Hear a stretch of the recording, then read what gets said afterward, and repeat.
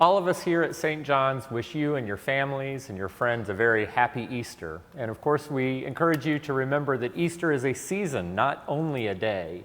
It begins on Easter Day, and yet it goes on for a full 50 days. Early Christians called this the Great 50 Days of Easter. And it sort of is a pendulum swing from the 40 days of Lent to the 50 days of Easter, an even longer time to celebrate renewal of life and resurrection. So we hope that you will journey with us as we walk with the risen Christ and celebrate the joy of resurrection.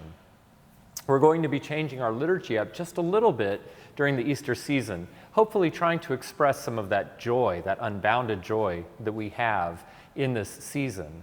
One of the things that you'll notice is right at the beginning of the service, we're going to hold on to the hymn of praise that occurs between the Collect of Purity and the Collect of the Day. Our service begins with those two prayers, the Collect for Purity, where we sort of center ourselves, ready to focus on the things, the spiritual ideas that we have in the service, and then the Collect of the Day, the prayer that's very specific to that one day of the year. In between those, the prayer book allows for us to sing a hymn of praise. And so we're going to keep up with that for the coming weeks in the Easter season. And here this Sunday, we're going to hold on to the Gloria in Excelsis that many Episcopalians can sing by heart.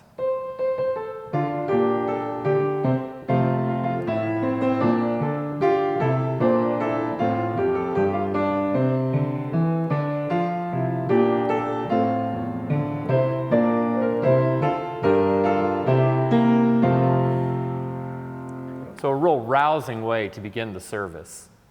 This is Thomas Sunday, the first Sunday following Easter Day, or Easter 2, as it would be in the liturgical cycle, is always the Sunday that we read this very important story about doubting Thomas, and this idea that blessed are those who have come to believe even when they haven't seen. And so that we don't want to be piling down on Thomas. It's more an idea, a lens through which we can view how we come to our own faith and how we can experience the risen Christ and how that we integrate that into our lives.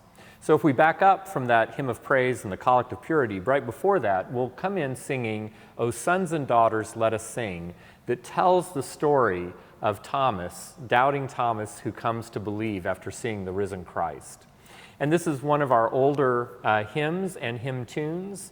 The text probably came from somewhere in the 13th, 14th century, and the music not much beyond that, maybe in the 16th century or so, as a French carol.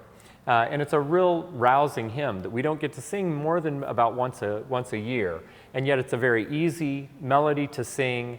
And while it's in a minor mode, it has a lot of Easter joy to it.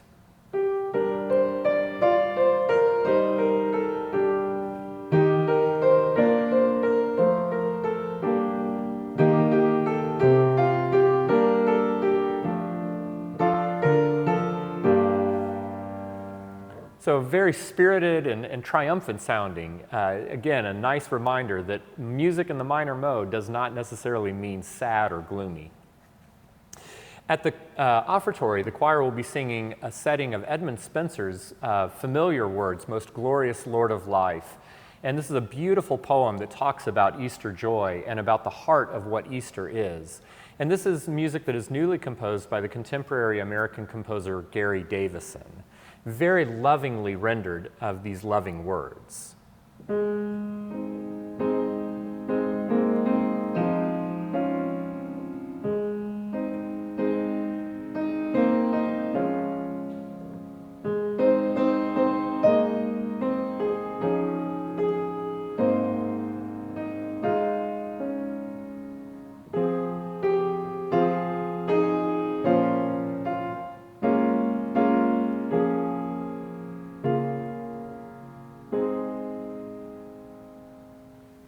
Very tender and beautiful, and it's expressing that final phrase, "Love is the lesson that the Lord has taught." So we pray that you will come and be with us and join in our Easter joy and share with us in the love of the resurrected Christ. You can join us here downtown or, as always, on our YouTube channel or on local cable channel.